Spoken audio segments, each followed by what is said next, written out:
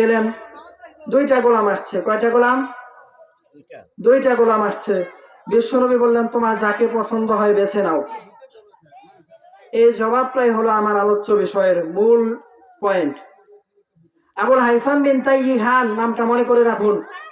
তিনি বললেন, ইয়া রাসূলুল্লাহ ইখতারলি, আপনি আমার জন্য নির্বাচন করে দিন। চিন্তা করেছেন সাহাবায়ে কেরাম নবীকে কতটা ভালোবাসতো? তারা নিজের বউ পছন্দ করতো বিশ্বনবীকে দিয়ে। মেয়ে দেখে আয়েশা বর্ণনা দিত, ইয়া রাসূলুল্লাহ এই ধরনের মেয়ে দেখেছি, আপনি কি পছন্দ করেন? তাহলে বিবাহ করব, না হয় করব না। তো গোলাম এসেছে, নিজে গোলাম নেবে, বিশ্বনবীকে বললেন ইখতারলি, আপনি আমার জন্য পছন্দ করে দিন। আমরা দাবি করি বিশ্বনবীকে আমরা খুব ভালোবাসি, কিন্তু আমরা কি বিশ্বনবীর আদর্শটা এইভাবে গ্রহণ করেছি? আমাদের দৈনন্দিন জীবনের প্রতিটি কর্মকাণ্ড কি বিশ্বনবীর আদর্শ অনুযায়ী পরিচালিত হয়?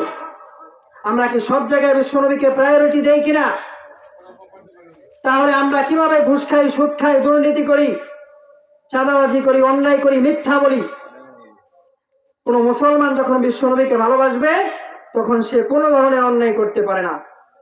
এটাই হলো উদখুলু ফিস সিলমি কাফা, তোমরা পরিপূর্ণভাবে ইসলামের ভিতরে প্রবেশ করো।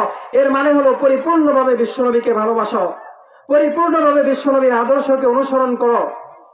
কোরআন বলেছে ঘুষ খাওয়া যাবে না, খাওয়া যাবে না। কোরআন বলেছে সুদ খাওয়া যাবে না, খাওয়া যাবে না।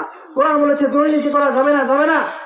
কোরআন বলেছে অন্যায় করা যাবে না, মিথ্যা বলা যাবে না, যাবে না। কোরআন বলেছে পরকিয়া করা যাবে না, যাবে না। কোরআন বলেছে মদ খাওয়া যাবে না, যাবে না। কোরআন যেই বিষয়টা আমাকে বলেছে সেটার ক্ষেত্রে আমাকে বলতে হবে সামিআনা ওয়া আতানা। কোরআন বলেছে পাঁচ ওয়াক্ত সালাত আদায় করতে হবে, আমাকে করতেই হবে। জীবন গেলেও করতে হবে, জীবন থাকলেও করতে হবে। কোরআন বলেছে হজ ফরজ হলে হজ করতে হবে, আমাকে করতে হবে। কোরআন বলেছে যাকাত ফরজ হলে যাকাত দিতে হবে, আমাকে দিতে হবে। কোন ধরনের স্যাক্রিফাইস নাই। যদি আমি পরিপূর্ণভাবে করতে পারি তাহলে উদখুলু ফিস সিলমি কাফা, আমি পরিপূর্ণভাবে ইসলামের ভিতরে প্রবেশ করলাম।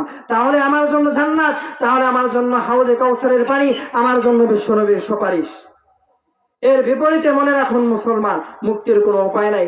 আবেগের কান্না, বছর বছর শেষ বক্তা প্রধান বক্তার মোনাজাত শুনে দীর্ঘ করে চোখের অশ্রু ঢেলে দেওয়া, এটা কোনো সমাধান নয়। বর্তমান পৃথিবীতে অনেক মানুষ আছে যারা সিনেমা দেখে, টিভি ভিসিআর দেখে জারে জার হয়ে কাঁদছে, চোখে পানি ছেড়ে দিচ্ছে।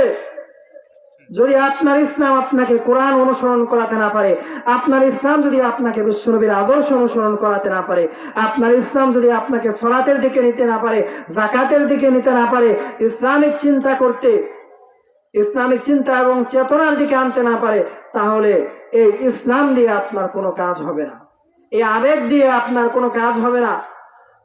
আল্লাহ পাক রব্বুল আলামিন আমাদের সবাইকে ওই যে ইখতারলি ইয়া রাসূলুল্লাহ, আপনি আমার জন্য নির্বাচন করে দিন। আজ থেকে আমাদের স্লোগান যেন এটা হয় ইখতারলি ইয়া রাসূলুল্লাহ, আপনি আমার জন্য যা নির্বাচন করেছেন সেটি আমি আমার জন্য নির্বাচন করলাম। আপনি আমার জন্য যেটা নির্বাচন করেন নাই সেটি আমি আমার জন্য বর্জন করলাম। এটা যেন আমাদের স্লোগান হয়। আল্লাহ পাক রব্বুল আলামিন আমাদের সবাইকে সেই তৌফিক দান করুন।